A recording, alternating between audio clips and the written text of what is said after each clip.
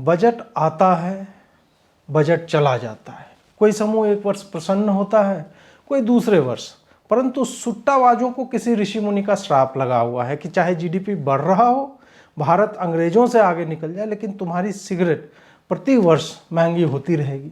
ऐसा नहीं है कि मैं सिगरेट पीता हूँ या गुलजार साहब टाइप एकदम माचिस मांगता फिरता हूँ, पर एक पत्रकार के तौर पर भारत के भविष्य को छोटी गोल्डफ्लेक के चक्कर में पिताजी को हॉस्टल की बढ़ती फीस का बहाना देते हुए देख लज्जित हो उठता हूँ।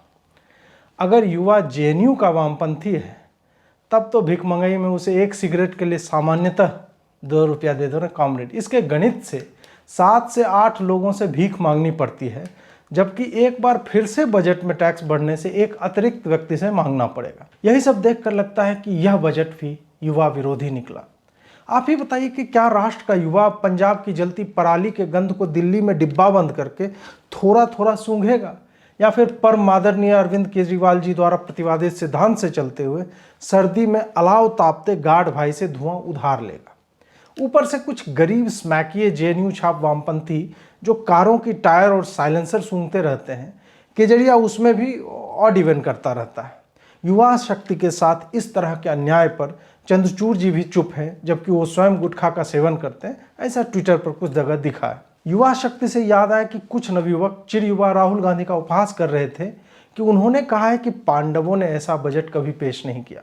उन्होंने आगे कहा कि पांडव तो छोड़िए, कौरवों ने भी कभी ऐसा बजट पेश नहीं किया जिसमें पुराने रथों को हटाने के लिए धृतराष्ट्र के राजकोष से प्रावधान किया जा रहा था। राहुल गांधी ने कहा कि किसी भी ग्रंथ में कभी भी ऐसा नहीं हुआ कि बजट में हाइड्रोजन से चलने वाले रथों के लिए धन दिए गए हों, क्योंकि वो घोड़े से चलते हैं। आगे उन्होंने कहा कि टैक्स के नाम पर जनता की जेब से सरकार पैसा निकाल रही है और अडानी की जेब में डाल रही है, जबकि पांडवों के समय में अरबपतियों को पैसे देने का कोई साक्ष्य नहीं मिलता। कुछ कांग्रेसी लोग कैपिटल एक्सपेंडिचर बढ़ाने पर यह कहते पाए गए कि मोदी जी अपने लिए अब हाईवे बनवा रहे हैं ताकि उनकी कार सर पर दौड़ सके, जबकि गरीब लोग तो एक्सप्रेसवे पे चल भी नहीं पाते। जब पत्रकारों ने राहुल गांधी जी से पूछा कि कोई एक बात तो बजट में अच्छी लगी होगी, तो राहुल जी ने पहले शकुनी की तरफ देखकर कहा, जयराम व्हाट इज आवर। तत्पश्चात उन्होंने कहा कि वो वंदे भारत के अंतर्गत नई ट्रेनों के आने से अति प्रसन्न है, क्योंकि इससे पत्थर मारने वाले युवाओं को रोजगार मिलेगा, जो कि अभी तक बंगाल के ही युवाओं को प्राप्त था। हालांकि उन्होंने कहा कि अश्विनी वैष्णव जो फेंसिंग करवा रहे हैं ट्रैक के दोनों ओर, वह गलत है, क्योंकि एक तो इसमें पैसे का अपव्यय होगा, दूसरा पत्थर मारने के लिए युवाओं को अधिक ऊर्जा लगानी होगी, जबकि वही ऊर्जा वो सूटकेस कांड से लेकर 35 टुकड़ों में विभाजित करके गणित की प्रैक्टिस करने में प्रयोग में ला सकते थे। वहीं पत्रकार से यूट्यूबर बने रवीश ने स्वयं को 2 पायदान और नीचे गिरा लिया जब वो बजट की पूर्व संध्या पर अनिल कपूर से मांगा हुआ कोट पहनकर 2 घंटियां लेकर वीडियो में बजाते हुए दृष्टिगोचर हुए। प्रथमतया मुझे प्रतीत हुआ कि रवीश जी जिंगल बेल गाने में जो है कदाचित महीने भर लेट हो गए होंगे। फिर मैंने पूरा वीडियो सुना तो समझ गया कि उनका मानसिक संतुलन गड़बड़ा गया है। ये घंटी लाया हूँ बजाने के लिए, ये भी एक घंटी लाया हूँ बजाने के लिए। ये घंटी अच्छी बजती है, अभी बताता हूँ। और हम ये घंटी आपके लिए इसलिए बजा रहे हैं ताकि कोई ना कोई जाग जाए। गोदी मीडिया ने क्या किया है कि झूठ का, आपको झूठ बताने के लिए पहले वो झूठ का पुलिंदा लेकर आया, अब झूठ का उड़न खटोला लेकर आया है, ऊपर ले गया है। काश अगर कोई और हमारे पास कोई चीज होती तो हम यहाँ पे ऐसे टांग देते। इसको स्पर्श करने में भी बहुत सुंदर है, बहुत ही नरम घंटी है ये एक तरह से। पहले जब घंटी बजा रहे थे तो मुझे लगा कि झाल मुड़ी बेचने लगे होंगे, क्योंकि आजकल उनका कुछ ठीक चल नहीं रहा है। फिर बोले कि टीवी पर तो बजट को लेकर नौटंकी चल रही, ये रवीश जी ने कहा। मैंने खुद घंटी लेकर बजा रहे हैं तो वो नौटंकी नहीं है। आगे जो वो बोले उनसे उनके कमरों में लगी एक तस्वीर ने उनके माथे पर पास रखी फूलदानी खींचकर मारी कि कब तक गोदी मीडिया, झूठ का पुलिंदा और आपको ठगने की बातें और नफरत की राजनीति ये सब बोलते रहोगे। आगे उन्होंने घंटी के बारे में कहा कि बहुत नरम घंटी है। अब आप ही बताइए कि अगर मैं वीडियो बंद कर दूं और सिर्फ ऑडियो चलाऊं उनका, तो आप इस नरम घंटी के बारे में क्या सोचेंगे? रवीश कुमार की मानसिक स्थिति को रामायण काल का यह मीम जो है यथोचित रूप से प्रकट करता है।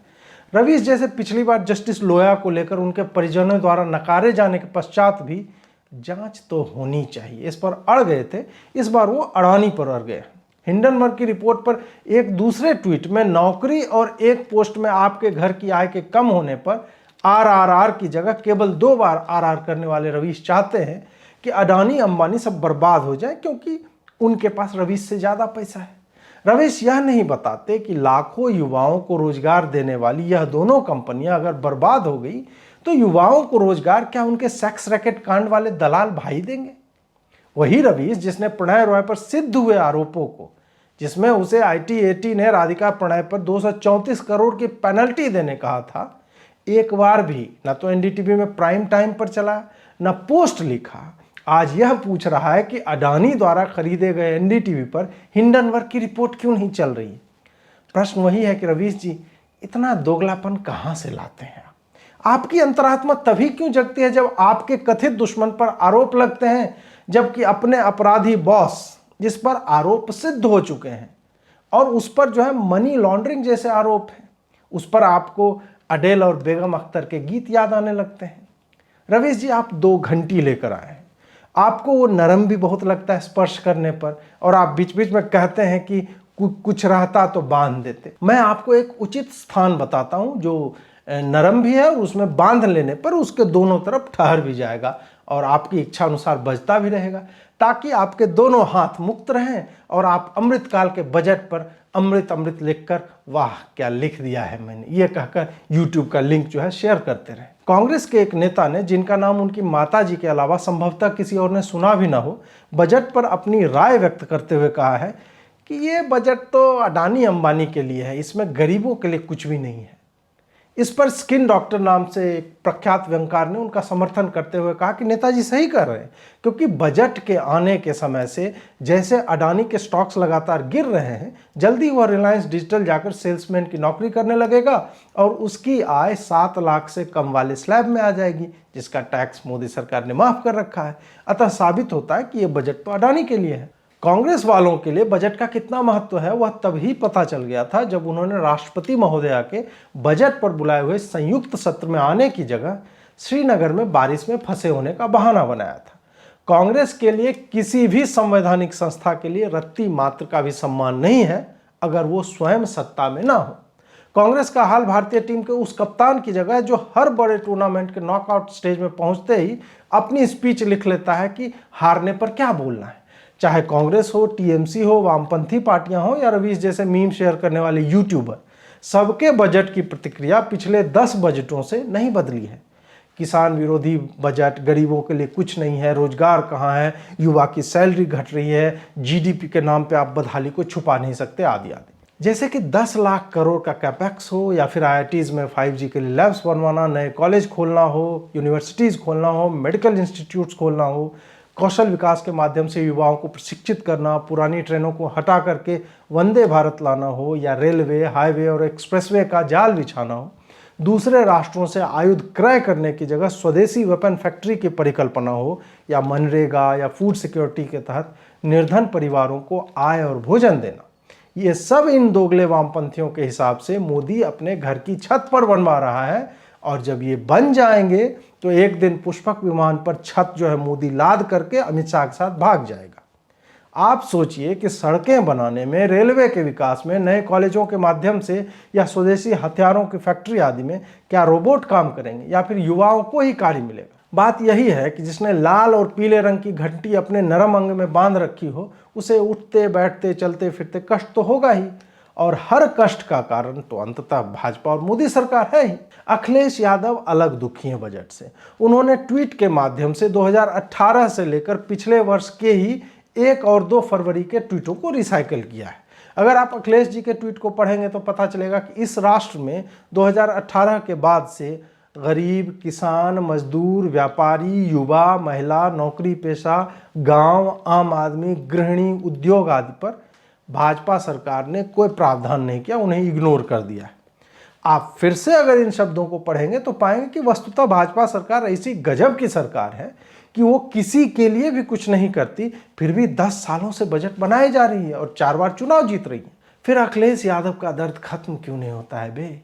वो क्या है कि बाथरूम के नलों पर जो चमकीला इंपोर्टेड पेंट लगता है उस पर सरकार ने टैक्स बढ़ा दिया है और साथ ही फिनिश प्रोडक्ट पर जीएसटी भी लगती है। तो अखिलेश जी के लिए समस्या हो गई है, क्योंकि गुप्त सूत्रों के अनुसार अखिलेश जी के बाथटब में पानी कम और नल ज्यादा होते हैं। तो ऐसा जेब में रखता है तो वो चांच नहीं मारता है? नहीं, चुभता नहीं है, क्योंकि सत्ता से बाहर रहने की जो चुभन होती है उससे अधिक टोटियां क्या दर्द दे जाएंगी। लेकिन इसके बाद भी एक प्रश्न यह है कि जो व्यक्ति टोटियां खोलकर बिना पैसे दिए ले जाता है उसे भला टैक्स के बढ़ने या घटने से क्या समस्या हो सकती है? इसका उत्तर तो मेरे भी पास नहीं है। वहीं अपने कुकर्मों की छाया अपने चेहरे पर धारण करने वाले स्वामी प्रसाद मौर्य ने बजट को लेकर कोई टिप्पणी नहीं दी है, क्योंकि 5वीं फेल व्यक्ति आजकल का कहरा सीख रहा है और वर्णमाला का ज्ञान होने के बाद वह श्री रामचरितमानस से वह दोहा निकाल लाएगा जो उसने फोटोकॉपी करके जला दिया। मूर्खों के साथ एक समस्या होती है कि उनके समर्थक उनका चुनतिया काट लेते हैं। सफेद पन्ने जलाकर कहते नेताजी एकदम से लाइटर मार के जला दिया और वीडियो उनको दिखा देते हैं।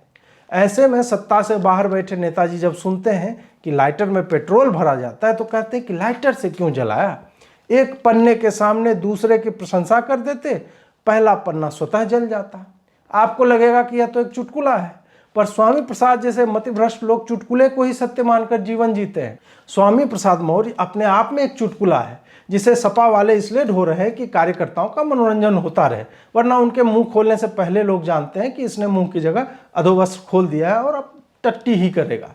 टट्टी से याद आया कि आज तक वाले अपनी पूरी टीम लेकर बजट की उड़ान पर क्रेन की सहायता से हवा में बैठकर बजट पे चर्चा कर रहे थे। अब आप कहेंगे कि प्रातः स्मरणीय श्री अजीत भारती जी ब्रो, बजट की चर्चा हवा में करने का क्या अभिप्राय हो सकता है? मेरा उत्तर यह है कि आपको हिंदी के चैनलों को देखकर लगता है कि इनके कुछ भी करने का कोई अभिप्राय होता है। कुछ जगह एडिटोरियल मीटिंग होती है किसी महत्वपूर्ण घटना से पहले, उसमें इस पर चर्चा नहीं होती कि क्या किया जाए, चर्चा इस पर होती है कि क्या अलग कर दिया जाए। सबको पता है कि 11 बजे से होने वाले बजट के लिए 8 बजे से एक्सपर्ट्स बैठ जाते हैं और बताते हैं कि वित्त मंत्री की साड़ी का रंग क्या है और उनके हाथ में जो पैकेट है उसके भीतर क्या है, वो अब कहां पहुंची है। और एक महत्वपूर्ण प्रश्न कि इस बजट में मिडिल क्लास के लिए क्या होगा।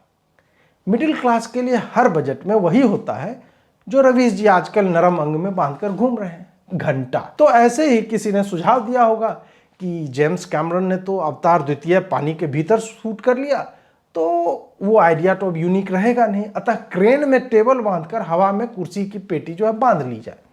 इस पर किसी नए सदस्य ने पास बैठे सहकर्मी से पूछा होगा, अभी ये क्या चल रहा है? तो उत्तर आया होगा कि अभी तेरा पहला साल है, असली पत्रकारिता यही होती है। मिडिल क्लास की उदासी को देखते हुए मोदी जी को इनका नाम जो है अमृत क्लास कर देना चाहिए। आप पूछेंगे कि इससे होगा क्या? होगा कुछ नहीं, बस हम लोग थोड़े दिन के लिए नाच लेंगे, जैसे कि अजमेर में चादर भेजने के बाद मुगल गार्डन का नाम अमृत उद्यान होने पे नाच लिए थे। अब आप पुनः प्रश्न करेंगे कि अजीत जी ब्रो, आप सच बताइए कि आपको अच्छा लगा था कि नहीं? हाँ, अच्छा लगा था, लेकिन अगर नाम बदलने की गति 3 साल में एक की रही तो क्या मतलब है? मजा तो तब है कि अकबर, हुमायूं, बाबर आदि के नाम की हर जगह हर स्थान जो है बदला जाए। इस पर तो एक कानून संसद में आना चाहिए, इन्वेडर नेम्स एक्ट, जिसके तहत विदेशी आक्रांताओं, चाहे मुगल हो, अंग्रेज हो, पुर्तगाली हो, कोई भी हो, उनसे जुड़े हर स्थान का नाम बदलना चाहिए। मिडिल क्लास के बाद आते हैं इनकम टैक्स देने वाले। ये समूह सदैव ही उदास पाया जाता है, जिसके उचित कारण भी हैं, जबकि इस समूह को सिगरेट पीने वाले समूह से प्रेरणा लेनी चाहिए कि वो बेचारे सुख दुखे समय कृत्वा के आदर्शों पर चलते हुए कभी निराश नहीं होते। परंतु जैसा चल रहा है, अब सिगरेट कंपनियां मैगी की राह पर चलते हुए मूल्य 10 रुपये रखते हुए 2 वर्ष 20 ग्राम कम देगी और फिर उसी छोटे डिब्बे का मूल्य 14 रुपये करके बेचेगी। युवा वर्ग को अब छोटी गोल्ड फ्लैग की जगह भैया 1 क्वार्टर गोल्ड देना, ये कहने का अभ्यास करना। जबकि सिगरेट पिपासु कन्याओं से निवेदन है कि वो भाया, वो छोटी से भी छोटी वाली आती है ना, उसमें आप ना आइस बर्स्ट लगा के दे दो भाया, ये कहने का अभ्यास करना चाहिए। सिगरेट उत्पादन करने वाली कंपनियों से मेरा आग्रह है कि कन्याओं का हृदय ना तोड़ें और पिंक कलर के 3 शेड सिगरेट बाजार में उतार दें। सिगरेट विक्रेता लोगों से विनती है कि आप कन्याओं के ऐसे बोलने पर उद्विग्न होकर उनके जाते ही पुरुष सिगरेट क्रेता से यह न कहें, इन लोगों को तो सर पीना भी नहीं आता, धुआं अंदर तक लेने का साहस नहीं, और मांगती ऐसे है कि मुंह से पीकर कान से धुआं निकाल लेगी।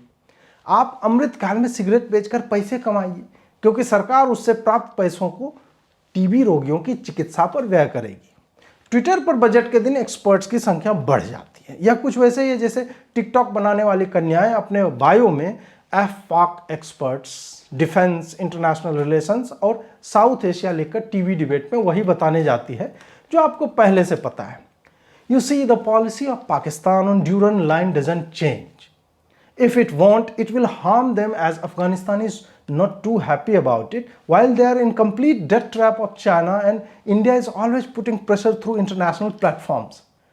नहीं, एक होता है कि आप बजट देखें और चुपचाप अपना काम करें, जैसे कि स्वतंत्रता दिवस मन गया, वैसे ही इसको भी घटित होना था, हो गया।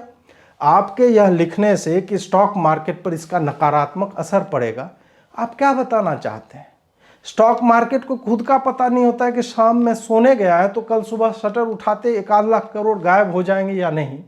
जीवन में एक शेयर न खरीदा हो जैसे कि मैं, और ग्राफ को लाल हरा होता देखकर ये समझ जाते हैं कि बैंक के शेयर क्यों ऊपर जा रहे हैं, बीमा वाले शेयर कैसे क्रैश हो रहे हैं।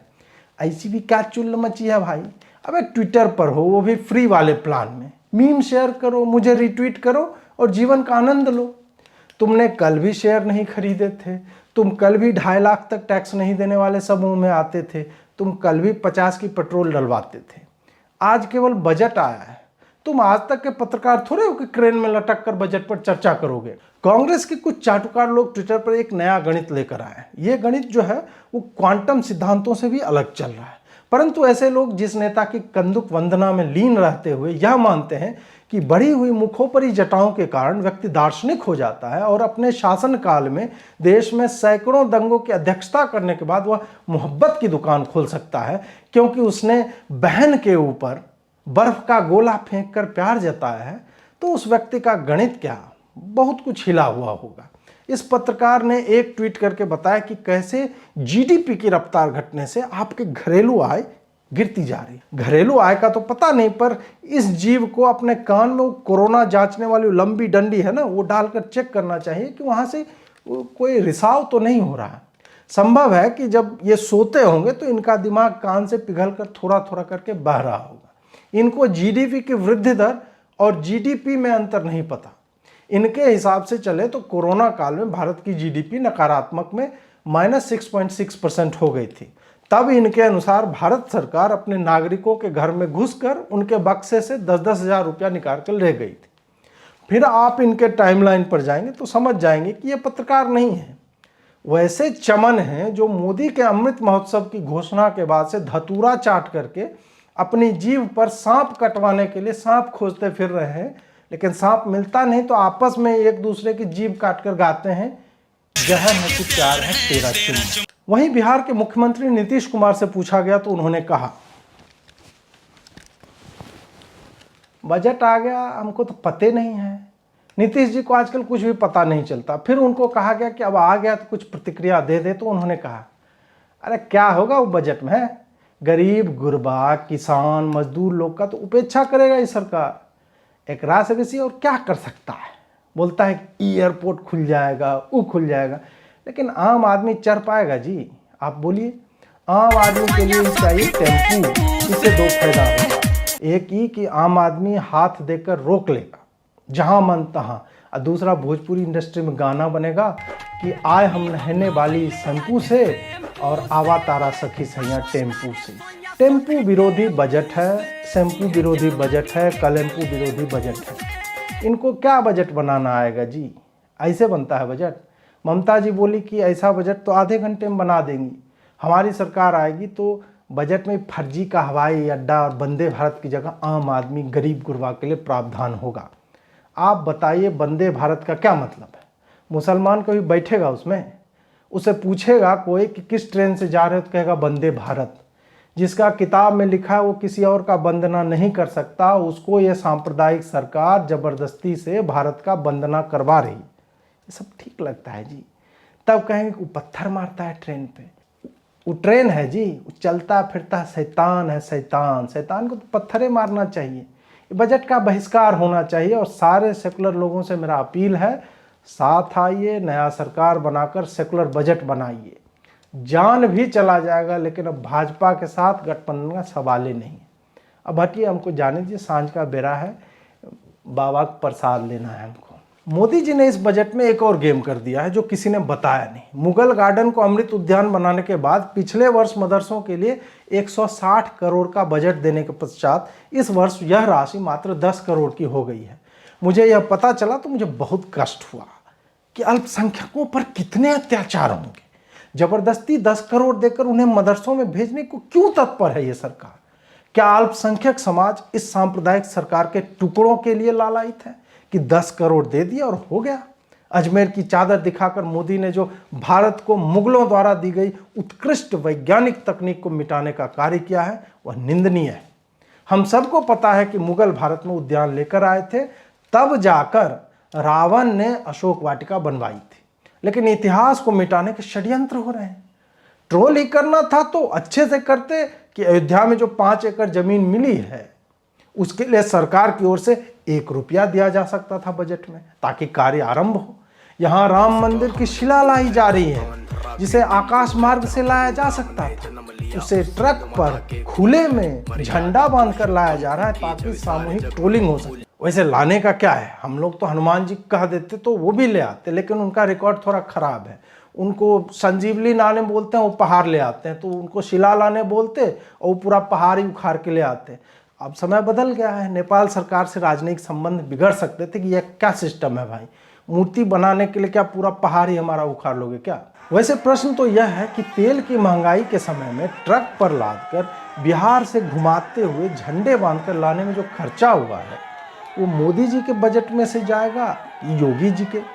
खैर जो भी हो, यह दृश्य देखकर मेरा वही कहना है जो परम पूज्य जगत गुरु रामभद्राचार्य जी महाराज कहते हैं, आहा आनंद हो गया। एक ही बाण में रावण को उस अमृत को भगवान ने सुखा दिया।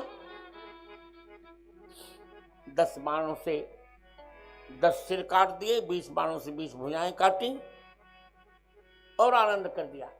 रावण का वध हुआ, जय जयकार, देवता प्रसन्न, पूर्ण हो गए। 15वीं कला पूर्णा, जय जयकार हो गया। बोले राजा रामचंद्र भगवान की जय हो।